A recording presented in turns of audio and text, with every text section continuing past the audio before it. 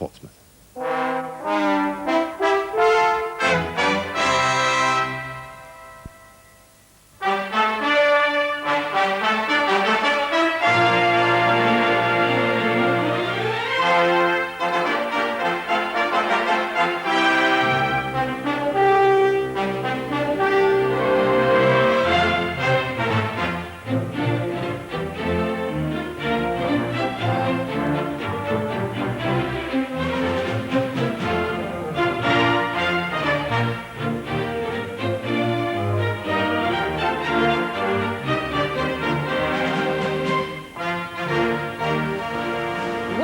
To Portsmouth, the naval home in the south of England, where 2 centuries ago began the story of a nation. On May the 13th, 1787, a fleet of 11 sailing ships left here for Botany Bay. On board, the first convicts bound for Australia. This was the gateway to a new world, the Sally Port. Many of the 700 prisoners would have stepped out through here. Men, women and children, afraid and unsure of what lay ahead. Their journey was always grueling, sometimes tragic, but 8 months later, a country was born. Singing Turalaya-a-laya-dee, sing Turalaya-a-laya-dee, Turalaya-a-laya-dee, we're bound for Botany Bay. Today, 200 years exactly since the first fleet sailed, 11 square riggers are again anchored in the Solent. In a little over 2 hours' time, they'll weigh anchor and sail for Sydney, an 8-month epic to recreate the original voyage. No prisoners on board this time, of course, but it will cost some £14,000 a head for the privilege of working the trip. And of course, it's a royal day today as well. Her Majesty the Queen and Prince Philip will be here for the ceremonies. It'll be watched on both sides of the world. And after they've had their lunch, they'll board HMS Sirius to sail out to inspect the fleet which lies some 4 miles off Portsmouth. But celebrations start in the city's Guildhall Square, where, somewhere amongst the crowd, is our Australian Keith Geary. We're in the Guildhall Square, which is rapidly filling up, not only with adults, but lots of kids and balloons. We're going to have a chat to a couple of them now.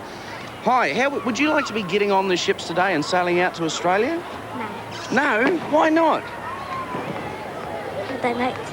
You wouldn't like to? You wouldn't like to be out at sea? No. You wouldn't? How about you? Would you like to be going out to Australia on the ship? No. Why not? It'd be good fun, wouldn't it? No, I'd seasick. You'd be seasick? Yes. Would you really? Have you ever been? Yes. You have been before? All right, we'll strike this one off. She's not going on the boat, OK? Next up the line we have. Hi, what's your name? Ian. Ian, how about you? You look like a sailor to me. Yeah, I would like to go. Would you? Do you think it's a very long way? Yeah. How long do you reckon it'd take you to get there, Ian? 8 months. 8 months, as much as that? Oh, well, I'm not going either. Now, listen, a question for you, Ian. What's the instruction to let the balloons go? When are you going to let... No. Because there's going to be a beating of drums and a clash of cymbals. A beating of drums, a clash of cymbals, and a minor heart attack. All right. Next one up the line here. Would you like to be going... Whoa! On the ship today? No. Why not? Because I would like the food. You wouldn't like the food? Oh, did you know there's no telly either? No telly on the ship. What about you? Do you like to go? Don't know. No, why not? I'd like to stay with my family. Oh, you missed the family. I've missed the family. There's no food and there's no telly. But never mind, the ships are going today.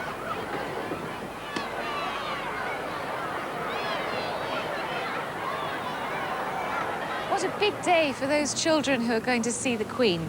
Well, the royal ceremony to mark the start of Australia's bicentennial celebrations is just about to begin, and the scene is described for us by Christopher Peacock. The royal motorcade carrying the Queen and Prince Philip arrives through the ceremonial arch and makes its way to the foot of Guildhall steps. The start of Portsmouth's bicentennial celebrations, marking the very day 200 years ago that a fleet of convict ships set out to found modern Australia. Well, that time is now at hand. The beginning today of a busy programme for the Queen and Prince Philip that will keep them in Hampshire and on the Isle of Wight for 6 hours.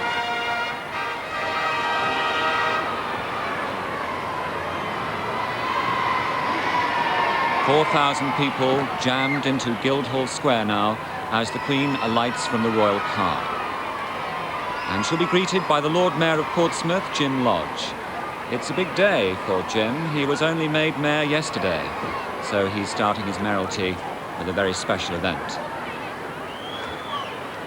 The Queen will now ascend the steps of the Guildhall to take the royal salute.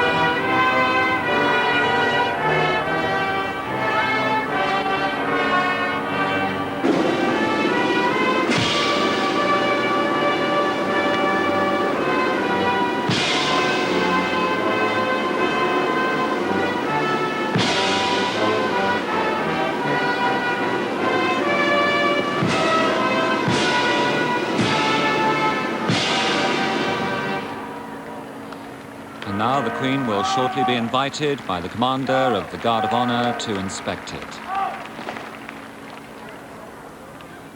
Guildhall Square is a matchless setting in which to hold a ceremonial occasion of this scale.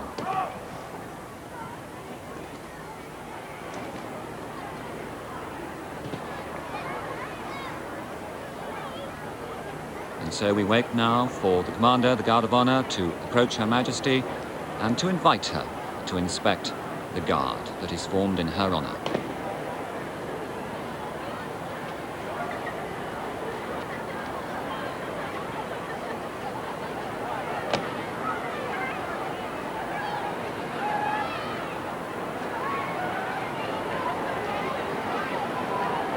The Royal Guard of Honour found today by men from HMS Collingwood near Portsmouth.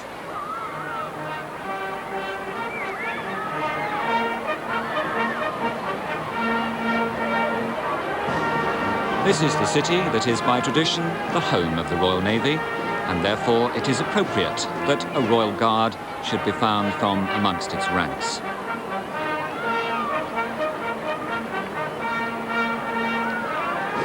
The Queen will know very well that Portsmouth's importance as a dockyard has diminished over the years. These days it's a fleet maintenance base. But it is still the home of Her Majesty's Royal Navy, and she is here today very much as Lord High Admiral of the fleet.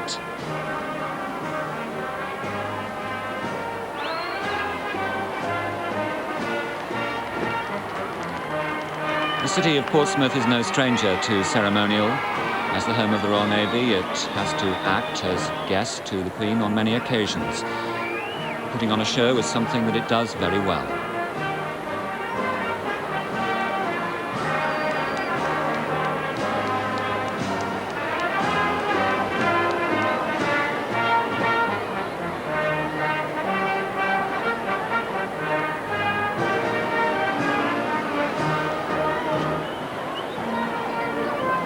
Now the Queen making her way up a line found by men of HMS Collingwood.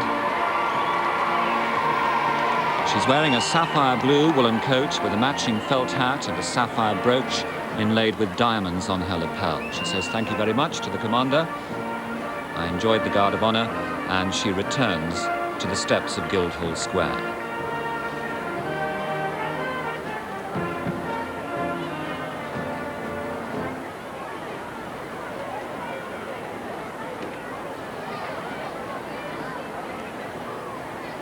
Very shortly, a symbolic moment as the keys of the ancient fortress of Portsmouth will be brought forward by a bearer party for the Queen.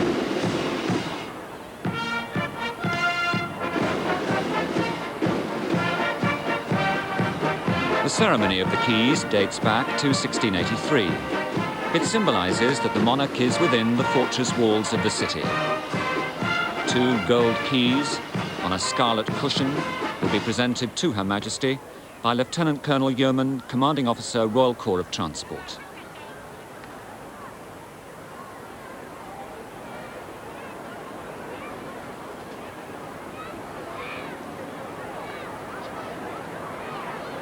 Queen will touch the keys to mark the fact that she's arrived within the city walls.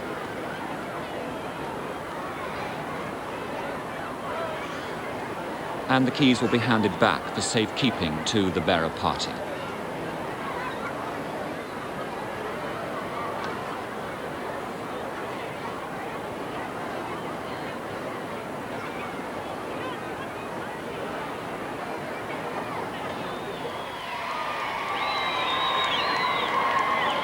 Queen Victoria looks on as the moment is at hand for the start of the bicentennial celebrations.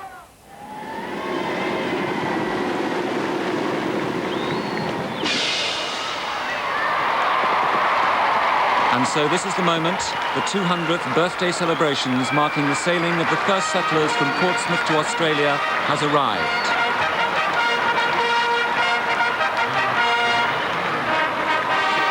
From Guildhall Square, 4,000 balloons are released into the sky by 2,000 schoolchildren, selected from Portsmouth City Schools. This is where the party really begins, a gesture of goodwill and good wishes for a happy birthday from the city of Portsmouth to the people of Australia. But there's always one, of course, that got away.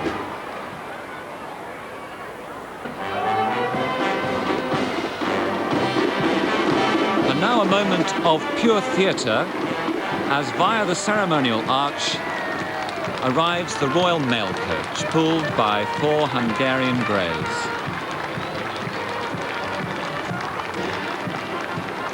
Now, the coach has come to pick up a personal message from the Queen for the Governor of New South Wales in Australia. A splendid moment this, as it makes its way into the square. The coach, immaculate in scarlet and black livery, gleaming upholstery. It's modelled on the first ever mail coach to run between Bristol and London. There's the driver, John Parker. And very shortly, the postman will come down from the carriage to meet the Queen. The postman today is Robbie Fondon. He's wearing a replica of a uniform worn by a London letter carrier in 1793, at about the same time as the sailing of the First Fleet. He bows low to the Queen, and she hands a message to him. We're not quite certain what the message contains, but we understand it's a message of good wishes to the Governor of New South Wales. And he now returns to that splendid coach.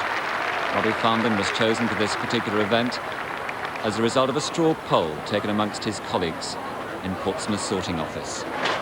And now a short pause as the crowd get a chance to glimpse these magnificent Hungarian greys. And a moment too for one of the country's most famous horse lovers to have a look at the horses.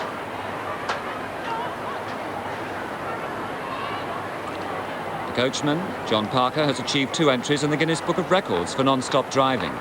17.5 hours, that was the record, and he broke it for the time taken to change the horses, previously set in 1888. And there we see the Hungarian greys. They're called Panda, Georgie, Bolio and Aggie.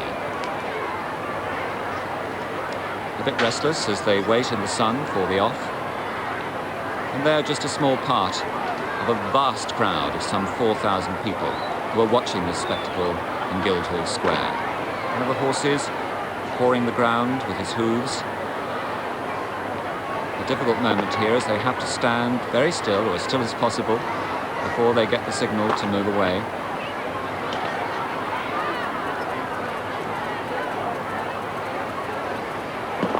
The message that's now aboard the coach will be carried by the sail training ship Young Endeavour to Australia. The ship will sail from Portsmouth later in the year. And now the horses are away, safely so. Off goes the mail coach. And inside you'll see the face of little Nicholas Hibbard. He got to be on the coach as a result of competition. He's descended from a First Fleeter.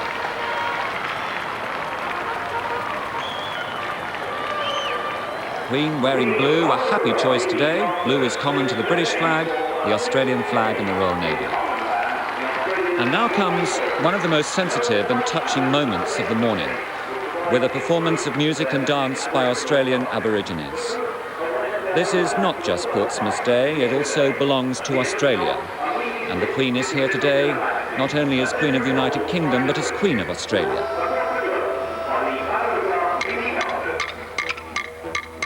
You'll hear the familiar sound of a didgeridoo, well, familiar certainly to the Aborigines of Australia. These are the Barraroga Mimi dancers.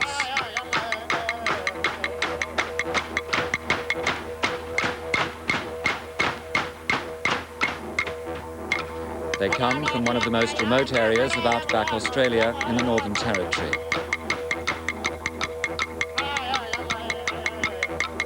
And they're following in the footsteps of a civilization that dates back some 40,000 years.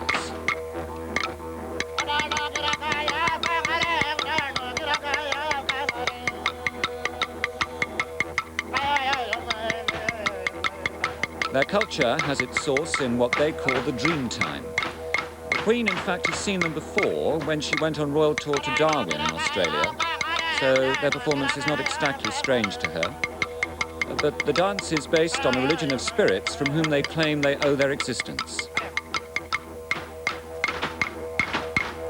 It is an extraordinary culture divide to see Aborigines performing here in Guildhall Square in Portsmouth.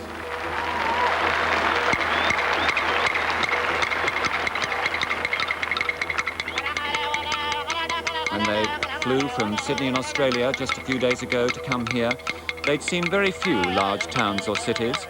They know little of Western custom or indeed of our clothing. Their bodies are daubed with ochre in designs that can be found in the Aboriginal caves of Australia.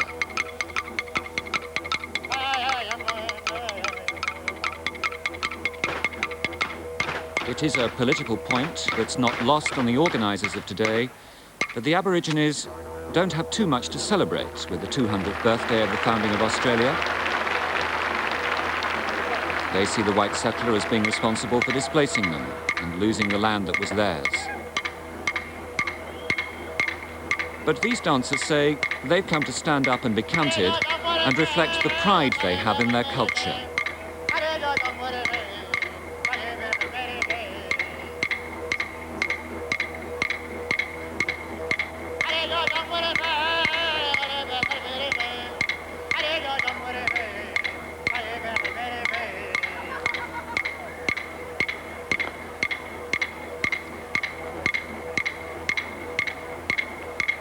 The distinctive rhythm there of what they call two clapsticks, which beats out the rhythm of the dance and indeed of their chant. The dance is an expression of their lifestyle, an expression of their history, and the Queen to them today is known as the Boss Woman. That is their name for her. It is not meant to be irreverent. She is Queen Elizabeth II of the United Kingdom and Great Britain, and to the Aborigine, the Boss Woman.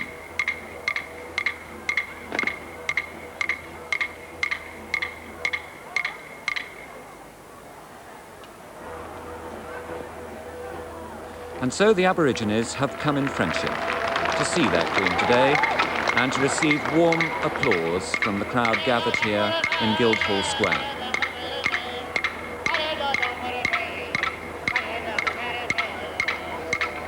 One of the problems that they've faced since they arrived in this country has been the cold. It's very humid where they live in the Northern Territories. And although it's a sunny day, there's a stiff breeze blowing, and they can only remain out of doors for a very few minutes before their skins start to dry out and they can become ill. When they rehearsed this performance yesterday, they stood around in anoraks.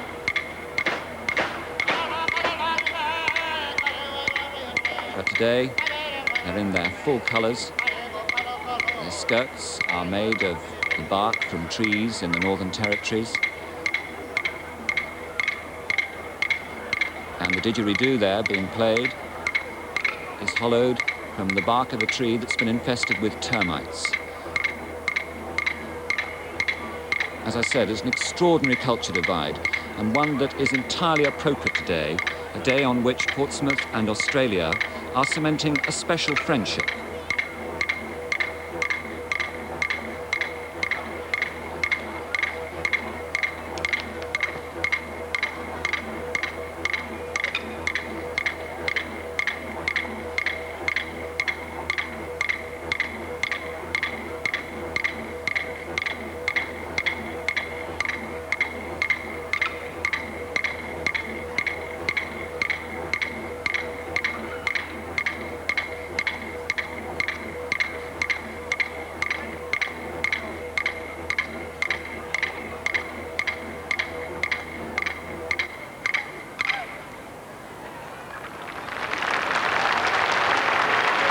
Queen and Prince Philip applauding their performance.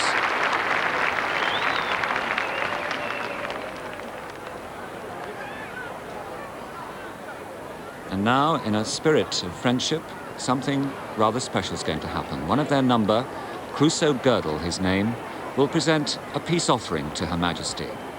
It's in the form of a carved figure, carved from the bark of a tree and said to be the gift of the Mimi spirits, who wish Her Majesty today many blessings and much peace. This is indeed a touching moment now, as Crusoe Girdle ascends the steps to loud applause and wishes Her Majesty peace with the offering of a tribal stick. This gesture reflecting all that is best about the day, with the healing of old wounds and the coming together of two nations in friendship.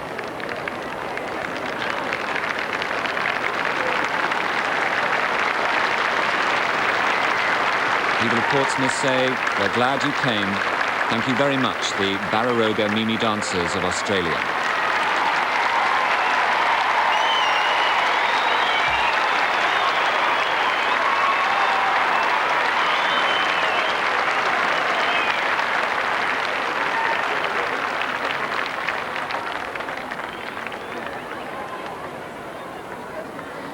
Now, when the replica fleet sails from the Mother Bank in the Solent this afternoon, many gifts will be stowed aboard to mark the voyage.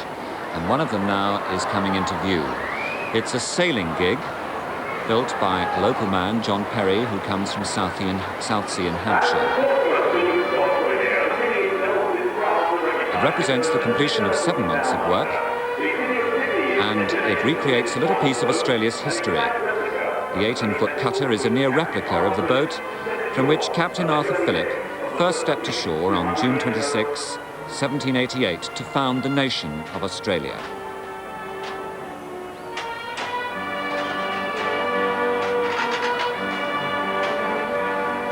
Band of the Royal Marines in their familiar pith helmets in ceremonial dress for the day.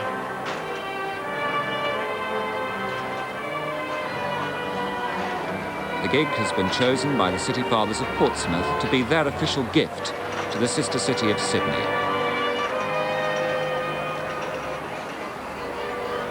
Crafted in the time-honoured way of wooden boat building that goes back 1,000 years, made of Irico and English oak.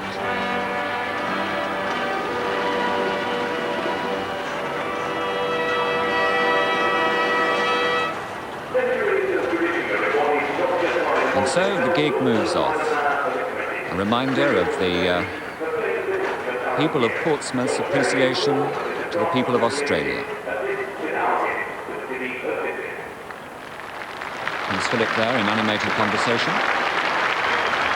wondering perhaps who's going to row the gig. In fact, it will be put aboard with the First Fleet this afternoon and will sail directly to Australia, reaching there in 8 months' time.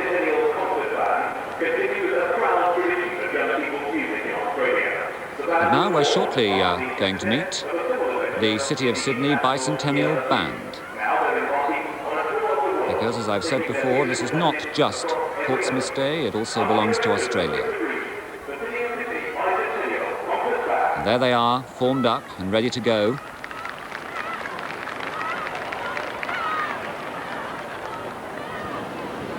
Well, we've seen the band of the Royal Marines. This is quite a contrast. The Sydney Bicentennial Band in light blue tunics, gold sashes, jaunty hats with feathers in them and white trousers. And so they march on to Guildhall Square.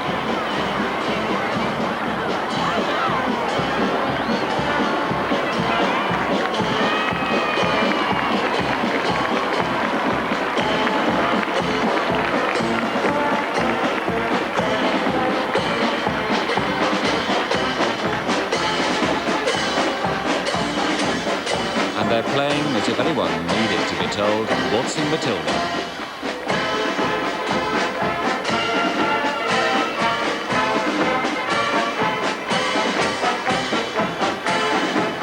Well, there's an informal note. Do you see the placard there? Good day, Liz. The Australians are very informal about celebration, and that perhaps sums up their feelings today.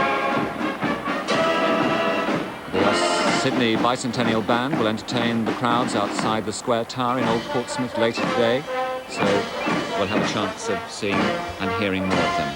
But for now, it's time to leave you. We'll be back at 2 o'clock with the Royal Inspection of the First Fleet and the moment when they set sail once more for Botany Bay. Join us at 2.